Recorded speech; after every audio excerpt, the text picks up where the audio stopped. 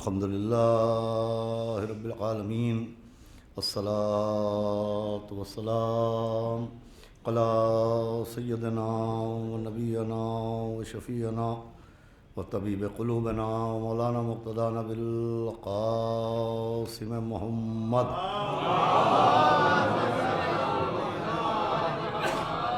و آلہ الطیبین الطاہرین المعصومین ولعنۃ اللہ علی اعدائہم اجمعین من یومنا ھذا الی یوم الدین اما بعد فقد قال اللہ سبحانہ تبارک و تعالی فی القرآن المجید والفرقان الحمید بسم اللہ الرحمن الرحیم فاذکرونی اذکرکم.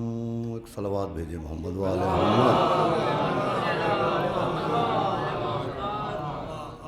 حضرات گرامی، یہ جس شخصیت کی مجلس ہے شاعر اہل بیت جناب ڈاکٹر عارف رضا صاحب، یقیناً ان کے اصال ثواب کے لیے تقاضا تھا کہ جتنے بھی شعراء بارگاہ معصومین میں خراج عقیدت پیش کرتے، کم ہے اور کم تھا، لیکن بہرحال وقت کافی ہو چکا ہے، لہٰذا دامن وقت کی گنجائش کو دیکھتے ہوئے آپ کے سامنے میں نے گفتگو کرنے کے لیے قرآن مجید کی جس آیت کے ایک مختصر سے فقرے، مختصر سے حصے کی تلاوت کرنے کا شرف حاصل کیا. اس میں اعلان ہوا کہ تم میرا ذکر کرو میں تمہارا ذکر کروں گا. وہ افراد جو مسلسل خدا کے ذکر میں مشغول رہتے ہیں اور کسی بھی حالت اور کسی بھی عالم میں اللہ کے ذکر کو فراموش نہیں کرتے، ان سے اللہ نے یہ وعدہ فرمایا ہے. اور اس وعدے کو اگر آپ غور سے دیکھیں تو یوں اللہ کا ہر وعدہ اہم ہے، لیکن یہ وعدہ ذکر کرنے والوں کے لیے تشریف لائے مولانا صدر صاحب ایک انعام عظیم ہے، ایک احسان عظیم ہے. اور اس کی پہلی دلیل یہ ہے کہ اس کو سمجھنے کے لیے صرف یہ نہیں دیکھنا چاہیے کہ کن سے وعدہ کیا گیا، ذکر کا وعدہ کن سے کیا گیا، یہ بھی دیکھنا چاہیے کہ ذکر کا وعدہ کس نے کیا ہے. یہ جو بندوں سے کہا ہے کہ تم میرا ذکر کرو، یہ اس نے ذکر کا وعدہ کیا ہے جس کی ذکر کی شان یہ ہے کہ دعائے کمیل آواز دے رہی ہے کہ یا من اسمہ الدوا و ذکرہ الشفا، کہ وہ جس کا نام ہی دوا ہے اور جس کا ذکر ہی شفا ہے. وعدہ وہ کر رہا ہے جو ذکر کے لیے زبانوں کا محتاج نہیں ہے، ذکر کے لیے ذاکروں کا محتاج نہیں ہے. اس کے ذکر کی شان یہ ہے کہ جوشن کبیر سے آواز آ رہی ہے کہ ذکرہ شرف للذاکرین. اس کا ذکر شرف ہے ذکر کرنے والوں کے لیے، اس کا ذکر شرف ہے ذاکرین کے لیے. تو بہرحال جس نے وعدہ کیا ہے کہ تم میرا ذکر کرو میں تمہارا ذکر کروں گا، خود اس کا ذکر صرف برائے ذکر نہیں ہے، بلکہ اس کا ذکر شفا بھی ہے، اس کا ذکر شرف بھی ہے. اور جس انسان سے یہ وعدہ کیا گیا، اب وہ منزل ہے کہ جس نے وعدہ کیا اس کے ذکر کی منزل میں عرض کر چکا. اب جن سے وعدہ کیا گیا کہ تم میرا ذکر کرو میں تمہارا ذکر کروں گا، اس انسان کی حیثیت کیا ہے، اس انسان کی حقیقت کیا ہے. تو سورہ دہر میں یہ مشہور ترین انسان، یہ خطیب انسان، یہ ادیب انسان، یہ صاحب شہرت انسان، یہ زمین کو اپنے غرور سے روننے والا انسان، یہ ہواؤں میں پرندوں کی طرح اڑنے والا انسان، یہ سمندروں میں مچھلیوں کی طرح تیرنے والا انسان، اس انسان کو سورہ دہر میں اس کی حیثیت بتائی جا رہی ہے کہ بسم اللہ الرحمن الرحیم هل اتى على الانسان حین من الدہر لم یکن شیئا مذکورا. انسان کو آیت کے آئینے میں اس کی اوقات دکھائی جا رہی ہے، اس کی بساط بتائی جا رہی ہے کہ تم غرور میں چور ہو، تم تمکنت اور فرعونیت کے لبادے کو اوڑھے ہو. پڑھو قرآن. تمہاری حیثیت یہ ہے کہ قرآن کہہ رہا ہے کہ انسان پہ ایک ایسا وقت بھی گزرا ہے کہ جب وہ کوئی قابل ذکر شے ہی نہ تھا. صلوات بھیجے محمد وآل محمد. دیکھیے قبلہ بیٹھے ہیں، علماء کرام بیٹھے ہوئے، لفظ آیا ہے شے، لم یکن شیئا مذکورا. شے کا مطلب ہوتا ہے چیز. یہاں ہم غرور میں کہتے ہیں کہ وہ کیا چیز ہیں، قرآن کہہ رہا ہے تم کیا چیز ہو. صلوات بھیجے محمد وآل محمد. انسان کو اس کی حیثیت بتائی جا رہی ہے کہ کوئی قابل ذکر شے ہی نہ تھا یہ انسان، کوئی قابل ذکر چیز ہی نہ تھا۔ اب یہ کس دور کی بات ہے؟ تو یہ اس دور کی بات ہے کہ جس کے لیے امام جعفر صادق علیہ الصلوۃ والسلام نے فرمایا کہ وہ دور جس دور میں صلی اللہ علیہ وسلم، ارے آئیں قبلہ مولانا سجاد ناصر سعید ثقافتی صاحب نہیں تشریف لے آئیں، ادھر آ جائیں، صلوات اور پڑھیں محمد وآل محمد۔ ایک اس سے بلند صلوات دے دیں محمد۔ تو عزیزان گرامی، میں عرض کر رہا ہوں انسان کو اس کی حیثیت دیکھیے، مولانا حیدر عباس صاحب قبلہ بھی تشریف لا رہے ہیں اور آپ بھی تشریف لے آئیں ادھر، ایک صلوات بھیج کے آپ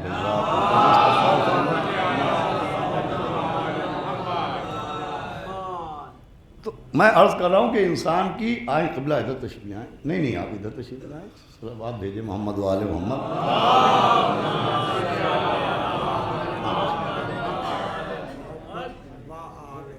کہ حل اتی علی الانسان حین من الدہر لم یکن شیئا مذکورا، کہ یہ انسان قابل ذکر ہی نہ تھا۔ امام فرماتے ہیں کہ یہ اس دور کی بات ہے کہ جب انسان مقدور تھا، مذکور نہیں تھا، مقدور تھا، مذکور نہیں تھا۔ پھر امام نے اس کی وضاحت فرمائی کہ یہ اس دور کی بات ہے کہ جب انسان اللہ کے علم میں تھا، خلقت میں نہیں تھا، خلق نہیں ہوا تھا، یعنی ارادہ الہی میں تھا، علم الہی میں تھا کہ اس انسان کو خلق کرنا ہے، اس انسان کو دنیا میں بھیجنا ہے، لیکن یہ خلق نہیں ہوا تھا۔ یہ اس وقت کی بات ہے کہ حل اتی علی الانسان حین من الدہر لم یکن شیئا مذکورا، یہ انسان کی حیثیت ہے اور یہ انسان کی حقیقت ہے۔ اب ایسے پست ترین انسان کے لیے، جس کے لیے قرآن کہہ رہا ہے کہ یہ قابل ذکر ہی نہ تھا، اس انسان سے وعدہ ہو رہا ہے کہ فاذکرونی اذکرکم، تم میرا ذکر کرو میں تمہارا ذکر کروں گا۔ یعنی ذکر الہی وہ انعام ہے کہ جو ناقابل ذکر کو قابل ذکر بنا دیتا ہے، ذکر الہی عام کو خاص بنا دیتا ہے۔ اب جس جملے پر گفتگو کرنا ہے اس مجلس میں نے عرض کیا کہ ذکر الہی وہ ہے کہ جو عام کو خاص بنا دیتا ہے، ناقابل ذکر کو قابل ذکر بنا دیتا ہے۔ ذکر الہی وہ ہے کہ جو شخص کو شخصیت بنا دیتا ہے۔ بھائی صلوات بھیجے محمد وآل محمد۔ مجھے یہ عرض کرنا ہے کہ ذکر الہی شخص کو شخصیت بنا دیتا ہے۔ بھائی دونوں لفظ سنی ہوئی ہیں، شخص اور شخصیت۔ شخص ہونا اور ہے، شخصیت ہونا اور ہے۔ جیسے مسلم ہونا اور ہے اور مومن ہونا اور ہے، مسلم ہونا اور ہے، مومن ہونا اور ہے۔ ہر مومن مسلم ہوتا ہے لیکن ہر مسلم مومن نہیں ہوتا ہے۔ بھائی قرآن سے آپ پوچھ لیجئے، ہر مومن مسلم ہوتا ہے لیکن ہر مسلم مومن نہیں ہوتا۔ ویسے ہی ہر شخصیت میں ایک شخص ہوتا ہے لیکن ہر شخص شخصیت نہیں ہوتا ہے۔ ایک صلوات اور پڑھیں محمد وآل محمد۔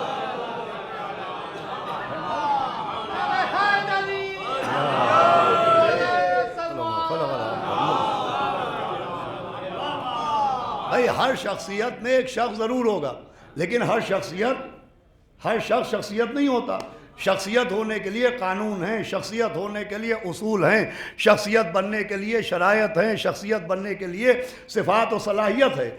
اس کی عزیز و بین دلیل قرآن میں ہے۔ جب آپ قرآن پڑھتے ہیں تو قرآن میں اللہ نے انبیاء کا ذکر بھی کیا ہے، امتوں کا ذکر بھی کیا ہے۔ قرآن میں اللہ نے رسولوں کا ذکر بھی کیا ہے اور بادشاہان اور صاحبان سلطنت کا ذکر بھی کیا ہے۔ لیکن جب آپ قرآن کی آیتوں کے لہجے کو دیکھیں، میں لفظ کی بات نہیں کر رہا ہوں، جب لہجے آیات کو دیکھیں تو اللہ نے قرآن میں ذکر سب کا کیا ہے۔ آدم کا ذکر بھی ہے، بنی آدم کا ذکر بھی ہے، جناب نوح کا ذکر بھی ہے، کنعان کا ذکر بھی ہے، جناب ابراہیم کا ذکر بھی ہے، نمرود کا ذکر بھی ہے، جناب موسیٰ کا ذکر بھی ہے، فرعون کا ذکر بھی ہے۔ مگر جب آپ آیتوں کے لہجے کو غور سے سنیں تو جب قرآن نے ان کا ذکر کیا تو آدمی کا ذکر شخص کی حیثیت سے کیا ہے، آدم کا ذکر شخصیت کی حیثیت سے کیا ہے۔ توجہ فرمائیے گا، کنعان کا ذکر شخص کی حیثیت سے ہے، جناب نوح کا ذکر شخصیت کی حیثیت سے ہے، جناب موسیٰ کا ذکر شخصیت کی حیثیت سے ہے، جناب عیسیٰ کا ذکر شخصیت کی حیثیت سے ہے، فرعون کا ذکر شخص کی حیثیت سے ہے۔ اب دیکھیں شخص کون ہوتا ہے اور شخصیت کون بنتی ہے۔ بھائی جناب آدم قرآن کی نظر میں شخصیت ہیں، جناب نوح قرآن کی نظر میں شخصیت ہیں، حضرت ابراہیم اور جناب موسیٰ اور جناب عیسیٰ قرآن کی نظر میں یہ شخصیات ہیں۔ اور نمرود شخص ہے، فرعون شخص ہے، قارون شخص ہے، حامان شخص ہے۔ حالانکہ یہ جو اشخاص ہیں ان کے پاس تاج و تخت بھی تھا، یہ جو اشخاص ہیں ان کے پاس دولت و حکومت بھی ہے، یہ جو اشخاص ہیں ان کے پاس مال دنیا بھی ہے، مگر قرآن ان کو شخصیت نہیں مان رہا ہے۔ وہ ایک پیغام دے رہا ہے کہ شخصیت ہونے کے لیے تاج و تخت کی شرط نہیں ہے، شخصیت ہونے کے لیے دولت دنیا کی شرط نہیں ہے، شخصیت ہونے کے لیے زمین و جائیداد کی شرط نہیں ہے، شخصیت ہونے کے لیے کثرت دینار و درہم کی شرط نہیں ہے۔ جناب آدم کو شخصیت کہا جا رہا ہے، جناب نوح کو شخصیت مانا جا رہا ہے، ابراہیم و موسیٰ و عیسیٰ کو شخصیت مانا جا رہا ہے۔ حالانکہ ان کے پاس نہ تاج ہے، نہ تخت ہے، نہ حکومت ہے، نہ سلطنت ہے، نہ دولت دنیا ہے، مگر قرآن کی نظر میں جو انبیاء ہیں یہ اشخاص نہیں ہیں، شخصیات ہیں۔ اس لیے کہ ان میں کسی کے پاس علم ہے، کسی کے پاس تقوی ہے، کسی کے پاس خلت ہے، کسی کے پاس ہیبت ہے، کسی کے پاس زہد ہے۔ قرآن ایک پیغام دے رہا ہے شخصیت ہونے کے لیے تاج و تخت کی شرط نہیں ہے، دولت و اقتدار کی شرط نہیں ہے، حکومت و سلطنت کی شرط نہیں ہے۔ شخصیت ہونے کے لیے آدم کا جیسا علم ہو تو شخصیت بنے گی، نوح جیسا تقوی ہو تو شخصیت بنے گی، ابراہیم جیسی خلت ہو تو شخصیت بنے گی، موسیٰ جیسی ہیبت ہو تو شخصیت بنے گی، عیسیٰ جیسا زہد ہو تو شخصیت بنے گی۔ شخصیت ہونے کے لیے علم کی شرط ہے، تقوی کی شرط ہے، خلت کی شرط ہے، ہیبت کی شرط ہے، زہد کی شرط ہے۔ اب سمجھ میں آیا کہ نبی نے کیوں کہا تھا جیسے آدم کو علم میں اور نوح کو تقوی میں اور ابراہیم کو خلت میں اور موسیٰ کو ہیبت میں اور عیسیٰ کو زہد میں دیکھنا ہو، وہ تنہا علی کو دیکھ لے۔ جملہ عرض کرنا چاہتا ہوں، نبی نے فرمایا جسے انبیاء کی صفت یکجا دیکھنا ہو وہ تنہا مولا علی کو دیکھ لے۔ لوگ سمجھے ہی نہیں کہ نبی کیا دکھا رہے ہیں۔ ارے نبی مولا علی کا چہرہ نہیں دکھا رہے ہیں، علی کے چہرے کے آئینے میں قرآن کی ساری شخصیتیں دکھا رہے ہیں۔ اے صلوات بھیجے محمد و علی محمد۔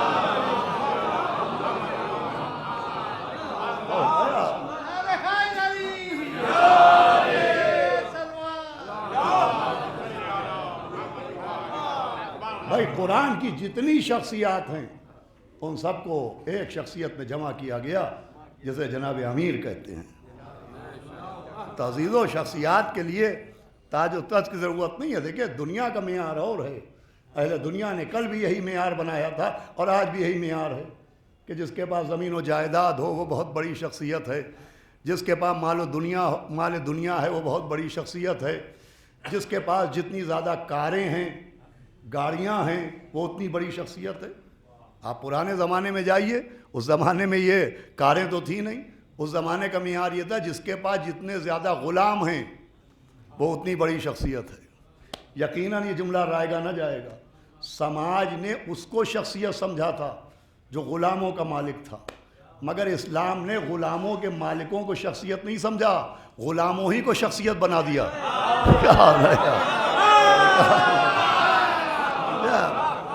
اسلام نے غلاموں کے مالکوں کو شخصیت نہیں، غلاموں ہی کو شخصیت بنا دیا۔ بلال غلام تھے مگر شخصیت بن گئے، قمبر غلام تھے مگر شخصیت بن گئے، سلمان غلام تھے مگر شخصیت بن گئے۔ سمجھایا شخصیت کے لیے حکومت کی شرط نہیں ہے، تمسک از معصوم کی شرط ہے۔ ایک صلوات اور پڑھے محمد و آل محمد۔ ہمارے آپ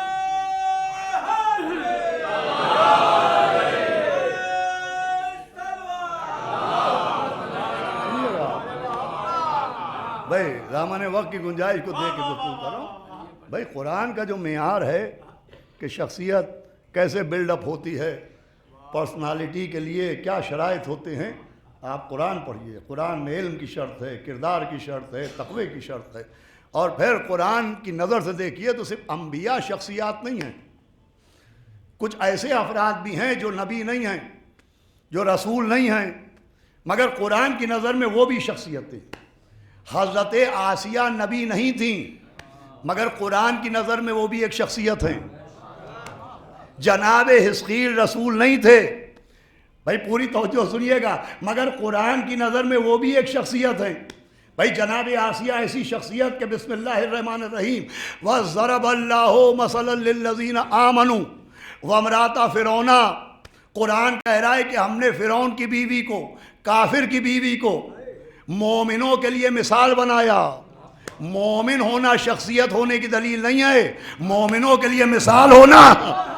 ہمارے یہاں جناب آسیہ ایسی شخصیت ہیں کہ قرآن نے انہیں مومنوں کے لیے مثال کہا ہے. کافر کے گھر میں رہیں مگر شخصیت بن گئی. کیا سن رہے ہیں آپ؟ اور ادھر جناب نوح جناب لوط کی بیوی کے لیے قرآن کہہ رہا ہے وَضَرَبَ اللَّهُ مَثَلًا لِلَّذِينَ كَفَرُوا. جنہوں نے کفر کیا ان کے لیے ہم نے مثال بنایا ہے نوح کی بیوی کو، لوط کی بیوی کو. اس کا مطلب شخصیت بننے کے لیے نبی کے گھر میں رہنے کی شرط نہیں ہے، وفادار ہونے کی شرط ہے. صلوات بھیجے محمد و آل محمد.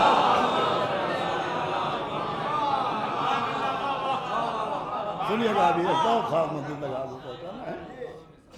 جناب آسیہ شخصیت ہیں، قرآنی شخصیت ہے. کون؟ فرعون کی بیوی، وہ قرآنی شخصیت ہے. جناب حزقیل بسم اللہ الرحمن الرحیم وقال رجل مومن من آل فرعون.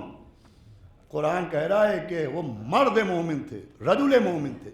خالی مومن نہیں کہا ہے، اور رجل مومن کہا ہے، مرد مومن کہا ہے. اس کا مطلب صرف مومن شخصیت نہیں ہوتا، اور رجل ہو تو شخصیت بنے گا. آپ سمجھے نبی نے کیوں کہا تھا کل علم اسے دوں گا؟ جو مرد ہوگا. تو جناب آسیہ قرآن کی شخصیت، قرآنی شخصیت. جناب حزقیل قرآنی شخصیت. اب مجھے بتائیے نبی نہیں ہیں مگر شخصیت کیوں؟ یہ رسول نہیں ہے مگر شخصیت کیوں؟ پڑھنا میرا کام ہے، سمجھنا آپ کا کام ہے. تو بھئی ایک ہی سبب ہے، جناب آسیہ نے حضرت موسیٰ کی کفالت کی اور جناب حزقیل نے حضرت موسیٰ کی حفاظت کی. بھئی ایک ہی سبب ہے دونوں کے لیے. ایک نے حضرت موسیٰ کی کفالت کی ہے، پرورش کی ہے، اور ایک نے حضرت موسیٰ کو فرعون سے محفوظ کیا ہے، تحفظ کیا ہے. تو ان کو قرآن نے شخص نہیں کہا، شخصیت کہا. اس کا مطلب قرآن نے پیغام دیا کہ شخصیت ہونے کے لیے تاج و تخت کی شرط نہیں ہے، حکومت و سلطنت کی شرط نہیں ہے. جو نبی کی کفالت کرے وہ بھی شخصیت ہوتا ہے. کیا سن رہے ہیں آپ؟ جو بچپن میں نبی کی کفالت کرے وہ بھی شخصیت ہوتا ہے، جو نبی کی حفاظت کرے وہ بھی شخصیت ہوتا ہے. کہاں گئے ابو طالب کا کلمہ ڈھونڈنے والے؟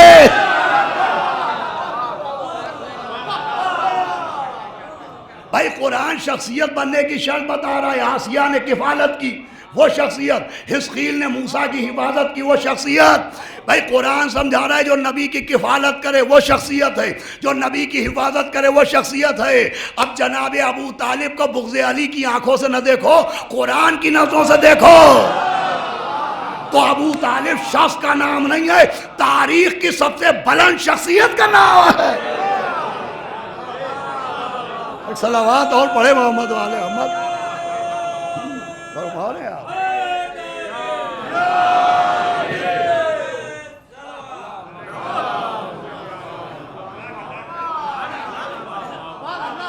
سب سے بڑی شخصیت کا نام.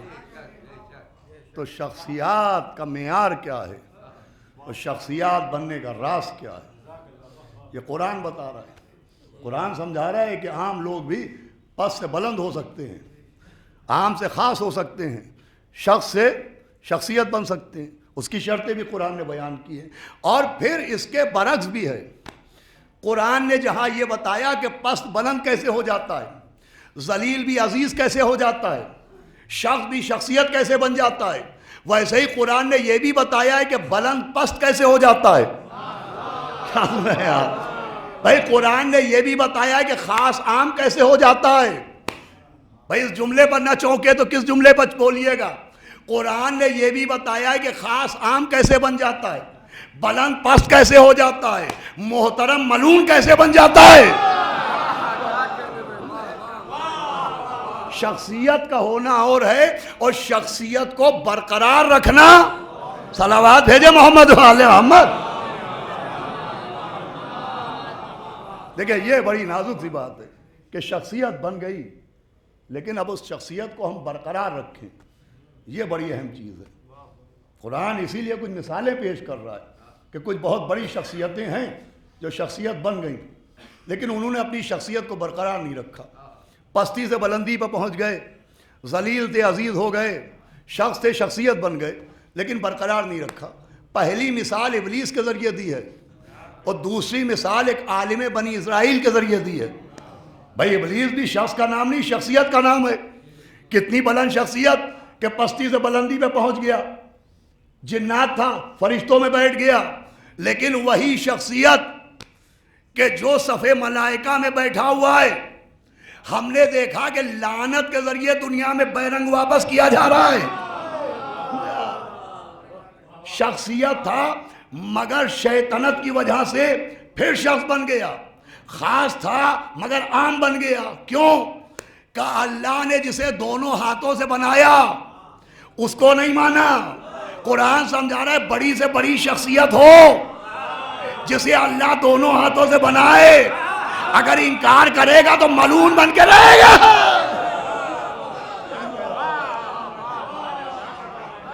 اب یہ تو عزیزو میرا نتیجہ تھا. دیکھیے ایک مسئلہ یہ ہے, اکثر اہل بیت کے فضائل کے لیے ہم یہ کہہ رہے ہیں, وہ یہ کہتے ہیں, اہل بیت کے لیے فلاں یہ کہہ رہے ہیں. کبھی کبھی یہ بھی دیکھیے کہ اہل بیت خود کیا کہہ رہے ہیں. صلوات بھیجے محمد والے محمد. اس لیے کہ حقیقت اسی کے ذریعے بہترین طریقے سے ظاہر ہو سکتی ہے جو اس کا حقدار ہو. ویسے ہی ابلیس کے لیے, ابلیس اس لیے بنا ہو, شیطان اس لیے بنا. ایک موقع ایسا ہے جب شیطان نے خود اعتراف کیا کہ وہ شیطان کیوں بنا. اور موقع یہ تھا کہ جب جناب نوح کا طوفان آیا اور لوگ غرقاب ہوئے, وہ اکثریت غرق ہو گئی, اکثریت ہلاک ہو گئی. تو روایت ہے کہ ابلیس جناب نوح کے سامنے آیا, اور آنے کے بعد جناب نوح کو سلام کیا, لیکن جناب نوح نے ابلیس کے سلام کا جواب نہیں دیا. معصوم کسی دور کا ہو,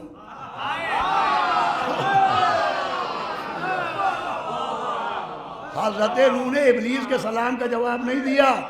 معصوم کسی دور کا ہو, کسی دور کے شیطان کے سلام کا جواب نہیں دیتا.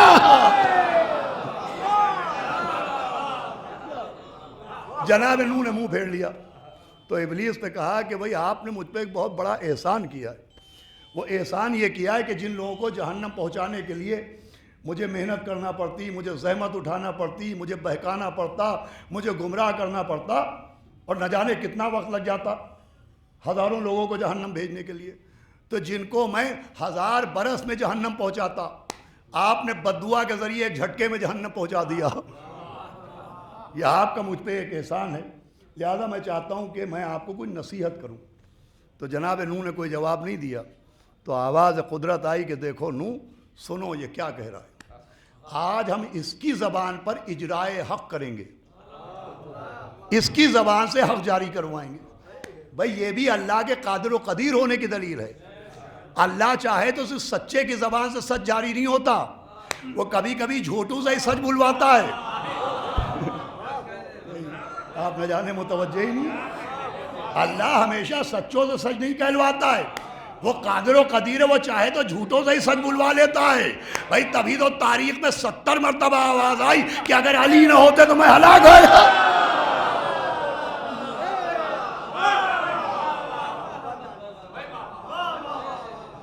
تو کہا دیکھو سنو یہ کیا کہہ رہا ہے. تو ابلیس نے کہا کہ سنیے, آپ نے مجھ پہ یہ احسان کیا کہ مجھے زحمت سے بچایا, اور جن کو میں گمراہ کرنے میں وقت لگاتا ان کو آپ نے اپنے اس بددعا کے ذریعے, طوفان کے ذریعے جہنم پہنچا دیا. تو 3 عیب ایسے ہیں, آپ اب جب بھی تبلیغ کیجئے تو لوگوں کو بتائیے گا کہ 3 عیب ایسے ہیں کہ یہ تین عیب جس میں ہوں، یہ تین عیب جس میں ہوں، وہ کلمہ خدا کا پڑھتا ہے مگر بندہ میرا ہوتا ہے۔ ابلیس نے کہا ایک ہے ہرس، ایک ہے حسد، ایک ہے غرور۔ کہ جناب آدم نے ہرس کی، اس نے وہ لفظ استعمال کیا حالانکہ وہ ترک اولا ہے، تو کہا ان سے جنت کا دامن چھوٹا۔ کہا قابیل نے حسد کیا، وہ بھائی کا قاتل بن گیا۔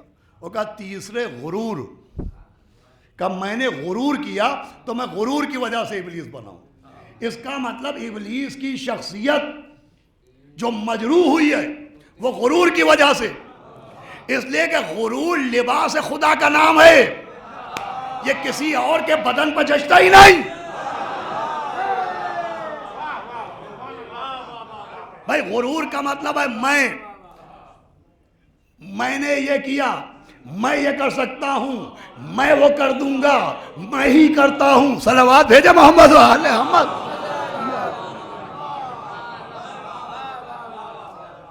بھائی اگر آپ سننا چاہیں تو میں پڑھوں، ورنہ یہی ختم کر دوں گا۔ صلوات تو آواز بلند بھیجے۔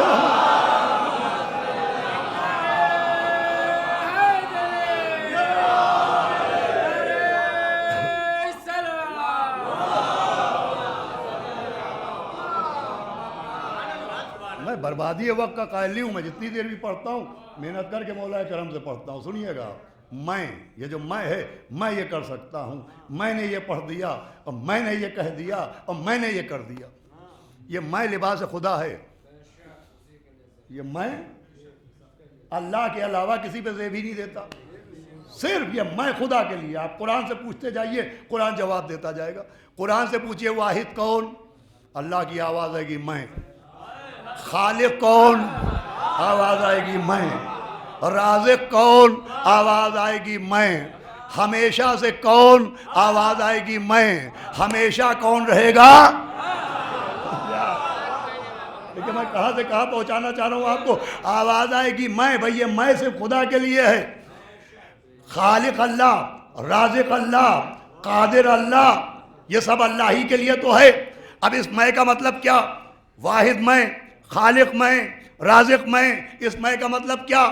کہ اللہ کے علاوہ کوئی خلق نہیں کر سکتا، اللہ کے علاوہ کوئی رزق نہیں دے سکتا۔ میں کا مطلب اللہ کے علاوہ کوئی قدرت نہیں رکھتا، اللہ کے علاوہ کوئی زندگی نہیں دے سکتا، اللہ کے علاوہ کوئی موت نہیں دے سکتا۔ یہی تو اللہ کی میں ہے۔ جو کام اس کے علاوہ کوئی نہیں کر سکتا، اسی کو اس کی میں کہتے ہیں۔ اب جس قرآن میں ہے کہ خلق کرنا اس کا حق ہے، رزق دینا اس کا حق ہے، ہم نے پوچھا خلیفہ بنانا کس کا حق ہے؟ امام بنانا کس کا حق ہے؟ آواز ہے انی جاعلوں فی الارض خلیفہ، میں زمین پر خلیفہ بنا رہا ہوں۔ انی جعلک للناس اماما، ابراہیم کو میں نے امام بنایا۔ انا ہدیناہ السبیل اما شاکرا و اما کفورا، میں انتظام ہدایت کرتا ہوں۔ تو جیسے خلاقیت میں اس کی میں چلے گی، آپ کی نہیں، رزاقیت میں اس کی میں چلے گی، آپ کی نہیں، ویسے ہی غدیر میں اس کی میں چلے گی، سقیفہ میں آپ کی نہیں۔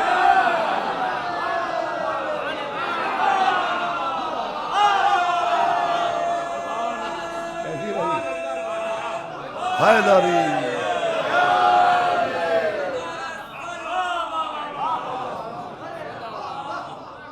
خلیفہ بھی وہی بناتا ہے، امام بھی وہی بناتا ہے۔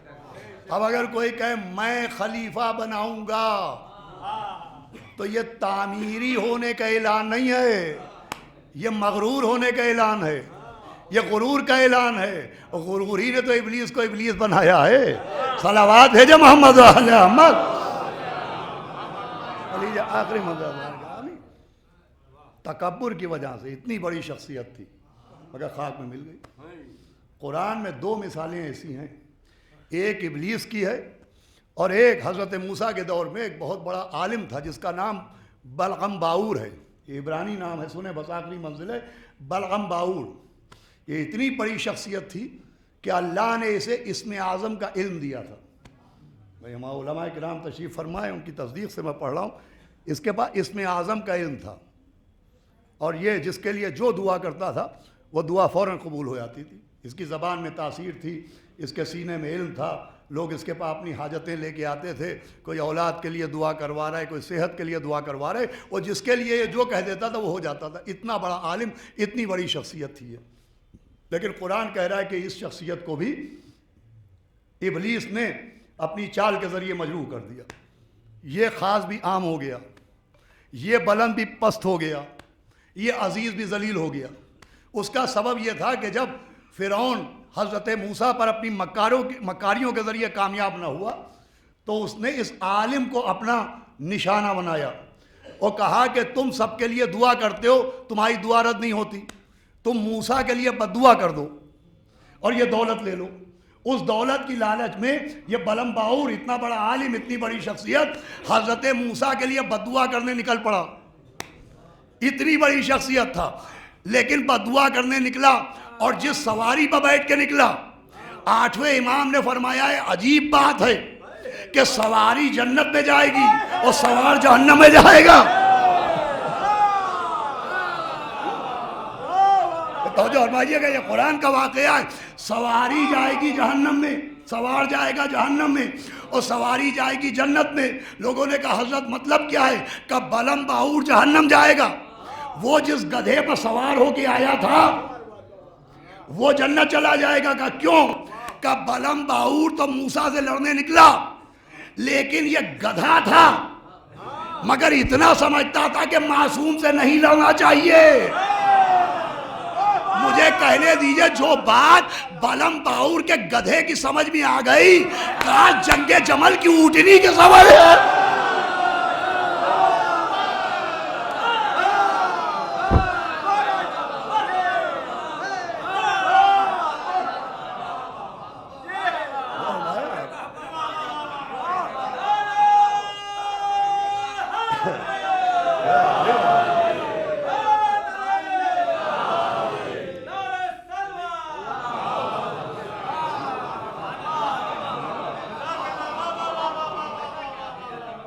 روایت ہے کہ بلم باور مار رہا ہے اپنی سواری کو لیکن وہ آگے نہیں بڑھا. گدھا تھا مگر اونٹنی سے زیادہ سمجھدار تھا، وہ آگے نہیں بڑھا. بھئی یہ واقعات کیوں سنائے ہیں قرآن نے؟ یہ قصے کیوں سنائے ہیں؟ اتنی بڑی علمی شخصیت ہے بلم باور اور گدھے کی کیا حیثیت ہے اس کے سامنے؟ سمجھایا جا رہا ہے کہ معصوم کے مقابلے میں بڑی سے بڑی شخصیت آئے. شخصیت کتنی ہی بڑی کیوں نہ ہو، اگر معصوم کے مقابلے میں آئے گی تو جہنمی بن جائے گی. وہ کتنا ہی چھوٹا کیوں نہ ہو لیکن آل محمد کا وفادار ہو جائے گا تو وہ لائق جنت ہو جائے گا. عزیزو، یہ قرآن کی مثالیں اور یہ قرآن کے اشارے اور یہ قرآن کے کنائے ہیں ان افراد کے لیے کہ جو اپنی غرور میں چور ہیں. کوئی علم کے نشے میں چور ہے، کوئی دولت کے نشے میں چور ہے، کوئی اقتدار کے نشے میں چور ہے کہ ہم بڑی شخصیت ہیں. ارے آپ آئینے میں نہ دیکھیے آپ کیا ہیں، قرآن کی آنکھوں سے دیکھیے آپ کیا ہیں. صلوات بھیجے محمد وعلی محمد. بھائی قرآن کی نظر سے شخصیت ہونے کے لیے گفتگو کو میں نے تمام کیا.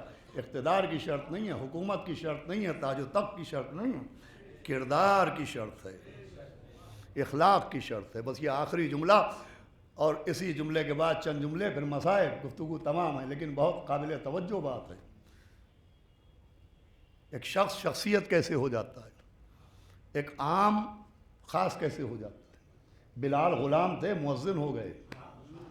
سلمان غلام تھے، منا اہل البیت ہو گئے. فضہ کنیز تھیں، شامل سورہ دہر ہو گئیں. صلوات بھیجے محمد وعلی محمد. بھائی فضہ کا مطلب ہوتا ہے، ابھی آپ شعر سن رہے نیئر صاحب سے، فضہ عربی میں فضہ کو چاندی کہتے ہیں. لیکن دیکھیے شخصیت کیسے بنتی ہے. یہ ایسی چاندی ہے کہ سونے سے بھی افضل ہے. اس چاندی کو مولا کائنات کے عشق نے ایسی شخصیت بنایا کہ یہ سونے سے ہی بلند و برتر ہے. اب ایک آخری شرط عزیزو جس کو میں کہہ رہا ہوں وہ یہ ہے کہ شخصیت ہونے کے لیے شخص کون ہے، شخصیت کون ہے، اس کے لیے سب سے آسان جملہ یہ ہے کہ جو موت آنے پر مر جاتا ہے وہ شخص کہلاتا ہے۔ جو موت کے آنے پہ مر جائے وہ شخص کہلاتا ہے، اور جو مرنے کے بعد بھی زندہ رہے وہ شخصیت کہلاتا ہے۔ بھائی صلوات پڑھے محمد و آل محمد۔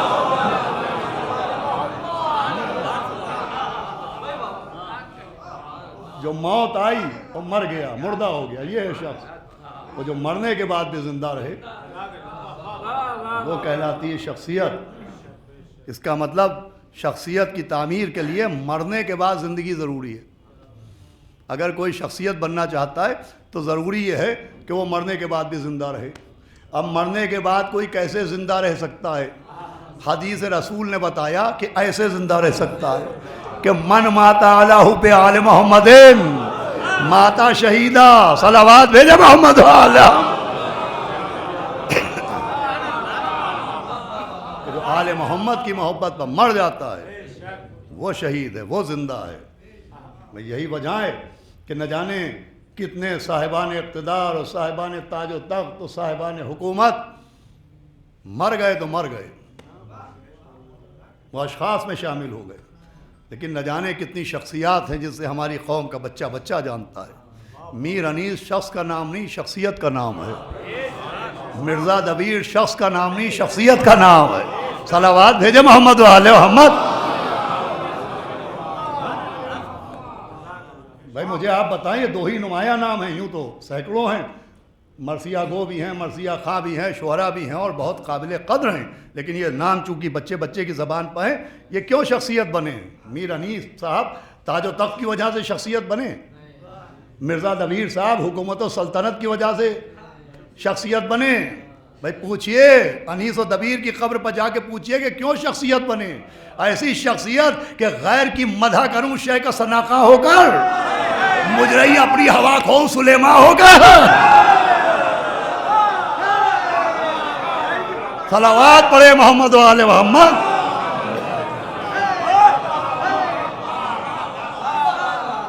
غیر کی مدح کروں شے کا سناقہ ہو، مجرئی اپنی ہوا کھوں سلیماں ہو کر۔ ایک صلوات اور پڑھے محمد و آل محمد۔ یہ کھلی ہوئی زندہ مثالیں ہیں، دلیلیں ہیں کہ اشخاص شخصیات میں بدلتے ہیں، مگر شرط ہے عشق اہل بیت، شرط ہے محبت اہل بیت کہ آل محمد کی محبت اشخاص کو شخصیات میں بدل دیتی ہے۔ چنانچہ یہ مجلس جن مرحوم کے اصال ثواب کی ہے، ان کا خاندانی وقار اپنی جگہ، خاندانی دبدبہ اپنی جگہ، ذاتی صلاحیتیں اپنی جگہ، مگر جب ان کا تعارف ہوا تو شخص کی حیثیت سے نہیں، شخصیت کی حیثیت سے۔ عارف رضا صاحب نہیں، شاعر اہل بیت۔ صلوات بھیجے محمد و آل محمد۔ اور شعراء ماشاءاللہ ایک سے ایک کلام پیش کر چکے ہیں، قطعات تاریخ بھی پیش کر چکے ہیں، دامن وقت میں گنجائش نہیں ہے۔ ان کے مجموعے، ان کا کلام، ان کے کہے ہوئے نوحے، ان کے کہے ہوئے سلام، ان کی کہی ہوئی منقبتیں، ان کے کہے ہوئے قصیدے تحریری شکل میں ہیں، اور یہ تحریریں زندگی کی دلیل ہیں، اور مرنے کے بعد زندہ ہونا شخصیت ہونے کی دلیل ہے۔ باقاعدہ ایک لکھنوی رنگ تھا اور اردو میں شعر کہتے تھے، ہے نا؟ صلوات پڑھے محمد و آل محمد۔ اب تو دیکھیے اگر لکھا جائے تو منزل یہاں تک بھی آ گئی ہے کہ لوگ قطع پڑھنے کے بعد کہتے ہیں 4 لائنیں پیش ہیں۔ صلوات بھیجے محمد و آل محمد۔ ارے 4 پنکتیاں کہہ دیجئے تو چلے گا۔ صلوات بھیجے محمد و آل محمد۔ ایسے افراد بھی ہیں بہرحال، اور ہم لوگوں کے لیے تو کہیں کہیں بڑی مصیبت ہوتی ہے۔ تارا گڑھ اجمیر میں ہمارے بھائی صاحب ہلال نقوی صاحب بہت مقبول ہیں، یہ حسن فراز صاحب اور نیّر صاحب سب جا چکے ہیں۔ وہاں ایک شاعر پیچھے لگے ہوئے تھے، وہ شاعر ہوتے تو میں ان کو سنتا کہ کسی طرح شعر سنائیں، تو انہوں نے کہا مولانا جو آپ نے کل مجلس پڑھی تھی، اس مجلس میں جو آپ نے وہ پڑھا تھا اس پہ میں نے یہ کہا ہے۔ میں نے کہا خدا کی قسم میں نے وہ پڑھا ہی نہیں تھا۔ सलावात भेजे मोहम्मद वाले मोहम्मद। तो ऐसे नहीं है, लेकिन बहरहाल हमारे आरिफ रज़ा साहब खुदा कसम बड़े मुखलिस शायर अहले बैत थे। क्या क्या शेर कहे, और जहाँ पर मसाइब के पहलू निकलते हैं, फ़ज़ाइल के गोशे नहीं होते, वहाँ भी उन्होंने मदह किए। जनाब कासिम के लिए फरमाया कि तेग़ कासिम का हुनर है कि मुसव्विर का कलम। तेग़ कासिम का हुनर है कि मुसव्विर का कलम, चलते फिरतों को जो तस्वीर बना देता है।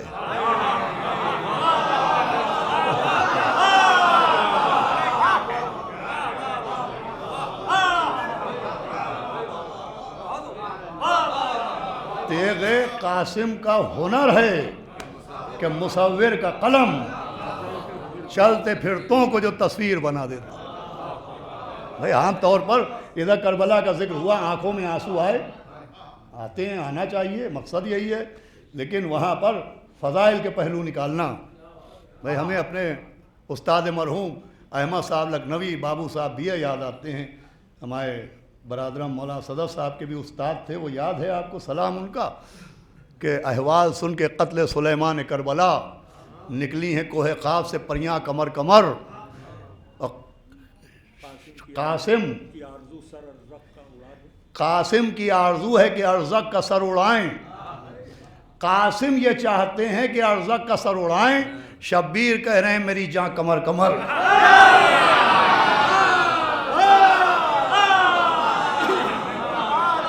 सलावात पढ़े मोहम्मद वाले अहमद।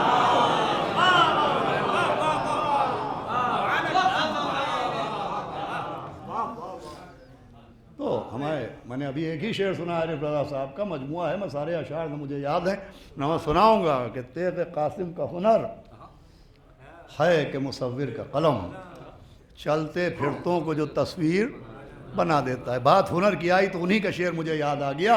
किसको ये मालूम था क़ब्ले जिहादे बेज़बां, किसको ये मालूम था क़ब्ले जिहादे बेज़बां, मुस्कुराना भी सिपाही का हुनर हो जाएगा।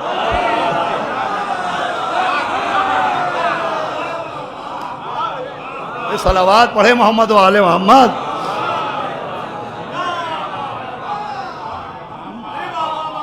ये थी आरिफ रज़ा साहब की शख्सियत, और ये थी आरिफ रज़ा साहब के अशार। बहला वो सिलसिला जारी व सारी है, उनके फ़र्जंद भी शायरान अहले बैत हैं, शुअरा अहले बैत में शुमार हैं उनका। बस अज़ीज़ों गुफ्तगू तमाम हुई कि ये मोहब्बत अहले बैत ही है जो शख्सियत बना देती है। ऐसी शख्सियत कि कब्र में भी जाके मुहिब अहले बैत शख्स नहीं रहता, शख्सियत बन जाता है।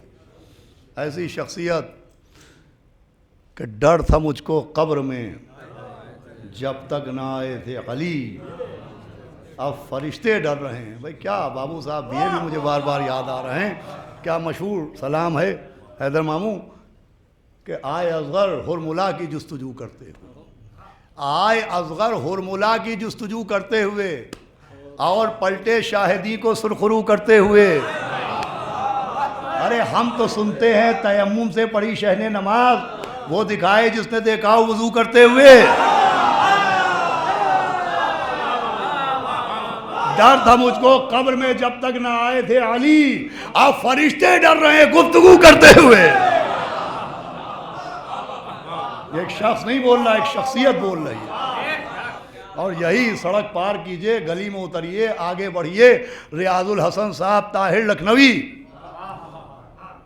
ओहद में जो थी नबी के वजीर की आवाज़, वही है करबो बला में सगीर की आवाज़। लहद में मैंने बपा की है मजलिस शब्बीर, शरीक गिरिया है मुनकर नकीर की आवाज़।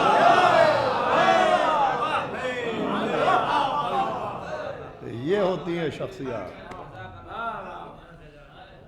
कब्र में भी जाके जनाब अमीर आएंगे। ये अहले बैत अतार की मोहब्बत का बड़े जलील और खबीस लोग हैं जो आले मोहम्मद की मोहब्बत पर, शफात पर एतराज़ करते हैं कि ये कैसे बख्शे जाएंगे, वो कैसे बख्शे जाएंगे।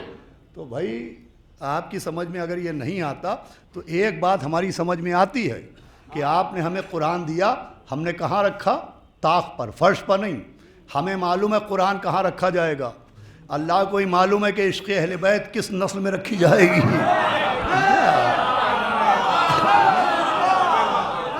حدیث ہے کہ آل محمد کی محبت پاکیزہ حسب و نسب میں رکھی گئی. ان کی محبت کیسے بخشوائے گی؟ ارے ان کا وعدہ ہے ہم بخشوائیں گے. اور ایک معصومہ کا وعدہ ہے جس کی پسلیاں توڑ ڈالی گئیں، جس کا محسن مار ڈالا گیا، جس کا گھر جلا دیا گیا. عزیزوں 75 دن کے اعتبار سے 11، 12، 13 غم کی تاریخیں ہیں. خاص طور پہ 13 تاریخ سرکار ناصر ملت کی تحقیق کے مطابق 3 جمادی الثانی معتبر تاریخ ہے. مسلسل گریے کی تاریخیں ہیں. بی بی کی مجلسیں ہیں. ہمارے غریب خانے میں بھی آج سے ٹھیک 7 بجے شب میں مجالس کا انعقاد ہے. وہ بی بی اس نے وعدہ کیا ہے کہ جسے دیکھ کے نبی اپنی مسند سے بلند ہو جاتے ہیں. میں اپنی بات کرتا ہوں. عباس ارشاد نقوی، میری کیا حیثیت، میری کیا اوقات، میری کیا بساط. اگر میں مولا حسین علیہ السلام کا ذاکر نہ ہوتا تو 2 آدمی انگلی اٹھا کے سلام کرنے والے نہ ملتے. یہ آج جو ممبر پر بیٹھا ہوں، آج جو یہ عزت ہوتی ہے، یہ امام حسین کے ذکر کی وجہ سے ہے کہ کسی فنکشن میں پہنچ جائیں تو 80 برس کے بزرگ کرسی چھوڑ کے کھڑے ہو جاتے ہیں کہ آؤ بھیا یہاں بیٹھ جاؤ. کیوں؟ کہ امام حسین کا ذاکر ہے. ہائے ذاکر حسین کا اتنا احترام، ہائے مادر حسین. اللہ اکبر. صبح سے شام تک شہزادی دربار میں کھڑی رہی، کسی نے نہ کہا کرسی لاؤ سیدہ کو بٹھاؤ. زہرا بھرے دربار میں حق مانگ رہی ہے. اس قوم کے رونے کو یہی بات بڑی ہے. ہاں عزیزان گرامی، اس بی بی کا وعدہ ہے. اس نے کہا ہے ہم بخشوائیں گے کہ جسے اپنے باپ کے بعد رونے بھی نہیں دیا. حالانکہ بیٹیاں اور باپ کا رشتہ، اور اس رشتے میں ایک خاص بات ہے، وہ یہ کہ جناب امیر سے کسی نے کہا کہ یا علی دعا کیجئے اللہ مجھے ایک بیٹا عنایت فرمائے. مولا نے فرمایا ہاں انشاءاللہ بیٹا ملے گا، لیکن دیکھو بیٹی کی بھی تمنا کیا کرو، بیٹیوں کے لیے بھی دعا مانگا کرو. تو اس نے کہا یا علی بیٹی میں کیا خصوصیت ہوتی ہے؟ تو مولا نے عجب جواب دیا کہ بیٹیاں باپ کے جنازے کی زینت ہوتی ہیں. آپ کو کیا سمجھایا جائے؟ آپ سمجھتے ہیں اس جملے کا مطلب کہ جب کسی کا انتقال ہوتا ہے، اگر اس کی بیٹیاں ہوتی ہیں تو جب گھر سے جنازہ نکلنے لگتا ہے تو سب سے زیادہ تیز آواز جو گریے کی ہوتی ہے وہ بیٹیوں کی ہوتی ہے. بیٹیاں باپ کے جنازے لپٹ کے چیخ چیخ کے روتی ہیں، مگر 2 بیٹیاں ایسی ہیں جنہیں اپنے باپ پر رونے نہ دیا گیا. ایک کربلا میں سیدہ، مدینے میں سیدہ، ایک کربلا میں سکینہ. کہا گیا کبھی دن میں روئیے کبھی رات میں روئیے.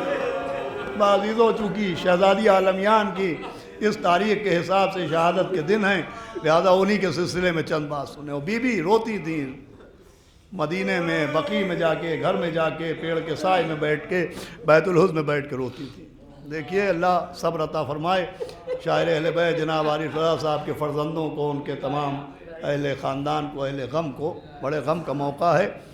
میں عرض کر رہا ہوں کہ یقیناً جنازے ہر گھر سے نکلتے ہیں، ہر گھر سے میت نکلتی ہے، لیکن مشاہدہ یہ کہتا ہے جس گھر سے جنازہ نکلتا ہے 2 سال بعد، 4 سال بعد، 10 سال بعد اسی گھر سے بارات بھی نکلتی ہے. جس گھر سے رونے کی آوازیں آتی ہیں اسی گھر میں بچوں کے قہقہوں کی صدائیں بھی ہوتی ہیں. لیکن ہائے سیدہ کا گھر، اللہ کہ یہاں جنازے ہی جنازے نظر آ رہے ہیں، یہاں گریے کی آوازیں ہی آ رہی ہیں.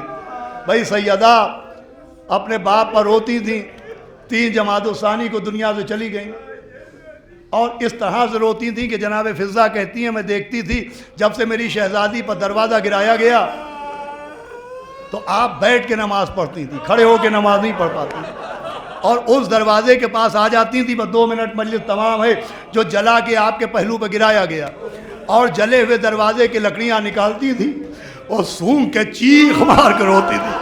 فضہ کہتی ایک دن میں نے پوچھا کہ بی بی آج جلی ہوئی لکڑیاں سونگ کے کیوں روتی ہیں؟ تو آواز دی مجھے ان لکڑیوں کے اندر سے اپنے محسن کے خون کی خوشبو آتی ہے. بھئی یہ آپ کو یاد رہ جائے تو 1 منٹ میں مجلس تمام ہو جائے. یہ اچھی طرح یاد رکھیے گا کہ سیدہ اپنے گھر میں جلی ہوئی لکڑیاں نکال کے اپنے بیٹے کو سونگ سونگ کے اپنے بیٹے کو روتی تھی، جناب محسن کو روتی تھی. اب یہ ہو گیا تھا ایک بار، پھر ایسا نہیں ہونا چاہیے تھا، لیکن تاریخ نے بتایا ایسا ہی واقعہ پھر ہوا جب 50 برس بعد سیدہ کا برا کر کربلا میں اجڑ گیا اور لٹا ہوا قافلہ مدینے آیا، تو اس قافلے میں سیدہ کی بہو بھی آئی جس کا نام ام رباب تھا، مانگ بھی اجڑ گئی تھی، گود بھی خالی ہو گئی تھی، سیدہ کی بہو تھی تو کہا جاتی وہیں آئی جہاں سیدہ رہتی تھی، کبھی سائے میں نہیں بیٹھتی تھی، ہمیشہ دھوپ میں بیٹھتی تھی۔ جب بی بی ام رباب دنیا سے چلی گئیں اور غسل ہونے والا تھا تو ایک عورت نے دیکھا کہ جناب ام رباب کی چادر کے کونے میں کچھ بندھا ہے، اس نے کہا علی کی بیٹیوں دیکھو، شاید ام رباب نے زیور باندھے ہیں، لیکن اب جو چادر کا کونا کھولا گیا تو زیور نہیں نکلے، علی اصغر کے جھولے کی جلی ہوئی لکڑیاں نکلی۔ ارے جس گھر میں سیدہ جلی لکڑیاں سونگ سونگ کے، ارے میرا محسن، اسی میں سیدہ کی بہو جلی ہوئے جھولے کی لکڑیوں کو سینے سے لگائے، ارے میرا ششما، ارے میرا افغان، ارے میرا پیاسا، جسے نشانہ آتا کہ تیر مارا۔